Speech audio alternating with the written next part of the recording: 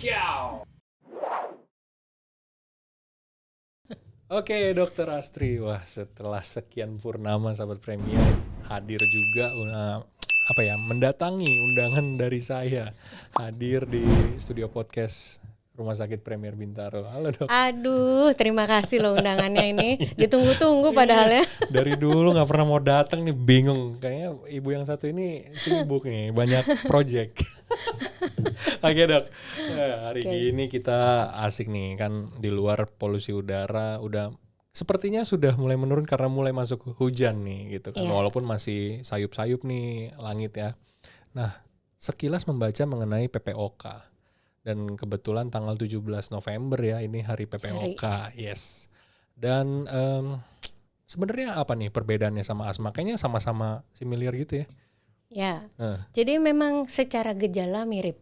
Secara gejala mirip. Okay. Iya, jadi sama-sama ada sesaknya, ada menginya, ya, dada terasa berat, itu sama gitu.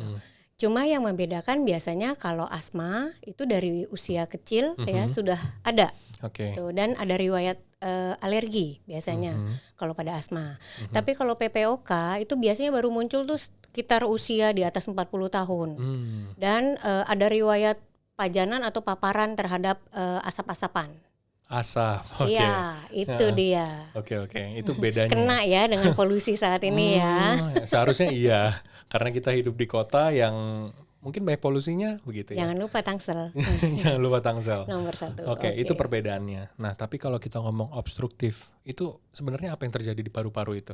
Ya, jadi PPOK itu sendiri adalah penyakit paru obstruktif kronik ya. Jadi kalau obstruktif itu kan artinya ada hambatan. Jadi ini ada hambatan di saluran pernafasannya. Oke. Jadi itu sebabnya kenapa bisa bunyi mengi ya, timbul ngik itu biasanya karena saluran nafasnya sudah mulai mengecil. Nah, ini diakibatkan terjadi karena peradangan dari saluran nafas. Itulah yang menimbulkan bunyi ya. Jadi semakin mengecil saluran nafas maka bunyinya makin nyaring. Ya kan, kalau misalkan saluran nafasnya masih terbuka, ya pasti bunyinya masih normal. Tapi semakin mengecil, makin ada kedengaran menginya. Semakin nyaring begitu ya. Benar. Kalau semakin ini ya. Nah, ada tipe-tipenya katanya, Dok. Ya, jadi kalau PPOK ini ada 2 tipe. Oke. Tipe emfisematos sama tipe bronkitis. Apa tuh? Jadi kalau emfisema itu karena ya memang proses degeneratif juga berperan ya, di mana parunya sudah mulai ibaratnya parunya kendor ya, atau alveolusnya lah bagian dari parunya ini. Jadi dia tidak terlalu menyimpan dahak banyak gitu.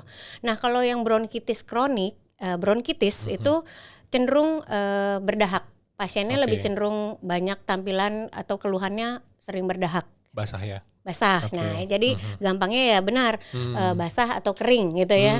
Jadi kalau kering lebih cenderung pada emfisematos. Jadi cenderung lebih mudah sesaknya. Yang kering. Tampil. Yang kering itu lebih mudah sesak. Iya, yang keluar tuh lebih cenderung keluhannya adalah mudah sesaknya. Tapi kalau yang bronkitis tipe bronkitis, PPOK tipe bronkitis, ya sesaknya ada, tapi kadang dibarengin dengan yang dahaknya banyak. Oke, I see. Nah, Dok, ini nih, yang paling mungkin sering ditanyakan ya sama pasien itu, saya supaya nggak kena PPOK, ya kan? Berarti kan si pasien harus memahami betul faktor risiko apa yang perlu dihindari. Tadi mungkin dokter udah state masalah asap ya. Mungkin ada hal lain, Dok, monggo. Ya, jadi 50% lebih biasanya PPOK ini adalah ada riwayat merokok, ya. Jadi namanya risiko pasti risiko pada orang perokok, kemudian yang sering terpapar asap, ya, terutama yang padahal yang terpapar polusi juga bisa, ya, atau faktor keturunan. Ternyata genetik nih juga ada. Genetik ada. Ya, benar. Jadi otomatis bagaimana pencegahannya? Pasti faktor risikonya digali dulu. Kira-kira misalkan merokok, ya udah otomatis. Mulai stop lah ya gitu, mulai kurangi dulu deh. Nomor 1. Kalau rokok oke lah, vape bagaimana, Dok? Sama sebenarnya, ya? yang dihirup asap juga kan ya. Iya, katanya uap air sih. Ya sama, tapi kan jadi sebenarnya itu adalah terjadi peradangan dari saluran pernafasannya, gitu. Jadi begitu kita menghirup asap ataupun uap, ya itu kan jadi bikin hangat ya dari saluran nafas, itu dia bikin meradang. Nah itu yang terjadi gitu pada saluran nafasnya. Nah jadi nomor 1 tetap ya faktor risikonya atau pajanan atau paparan yang utama dihindarkan. Jadi nggak hanya asap rokok atau asap kendaraan atau polusi ya, tapi ternyata juga sama yang namanya polusi kan bisa juga dari dalam rumah.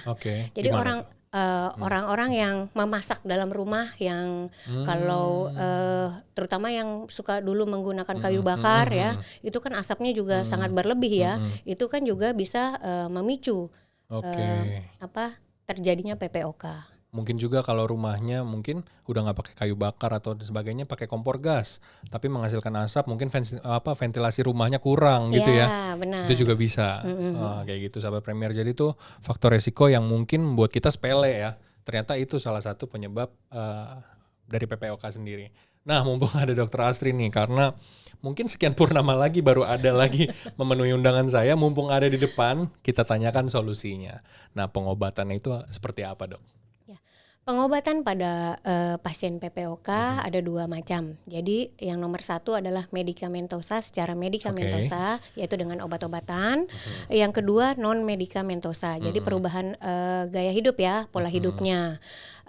Jadi kalau yang secara obat-obatan dulu, pasti kita berikan bronkodilator. Ya namanya kan saluran nafasnya mulai mengecil ya.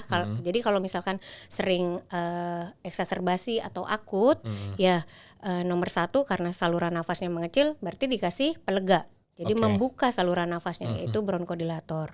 Kemudian biasanya karena juga berhubungan dengan proses aging atau sifat yang oksidatif stres ya, karena terpapar atau terpajan oleh asap-asapan, ini timbullah suatu oksidatif yang membuat inflamasi atau peradangan dari saluran nafasnya. Nah ini jadi salah satunya juga kita bisa berikan antioksidan ya. Ya yang sifatnya antioksidan. Kemudian yang non medikamentosa, nomor 1 pasti hindarkan tadi faktor risikonya yang penyebabnya, misalkan yang suka merokok atau yang sering terpapar ya sudah mulai hindari ya. Kemudian olahraga ya, dan ya pasti melatih itu kemampuan parunya, fungsi parunya. Jadi biar bikin lebih baik lagi. Tentunya bahasanya lebih mudah adalah membuat si paru ini tetap awet muda. Ya kan, antioksidan juga sifatnya membuat tetap biar awet muda ya. Jadi ya itu yang utama. Berarti memang, tapi kalau dokter ngomong terkait pajanan dan sebagainya, itu yang rutin ya? Ya. Nggak mungkin dong sesekali gitu. Kan bertahun-tahun.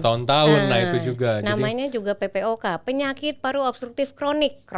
Berarti dia sudah terpapar, terpajan bertahun-tahun. Makanya beli minum yang kaya dengan antioksidan. Gitu katanya iklannya. Iya. Enggak lah, itu cukup dari buah-buahan atau sayur-sayuran aja juga sebenarnya. Oh gitu ya? Iya. Udah bisa begitu ya. Oke, kalau begitu.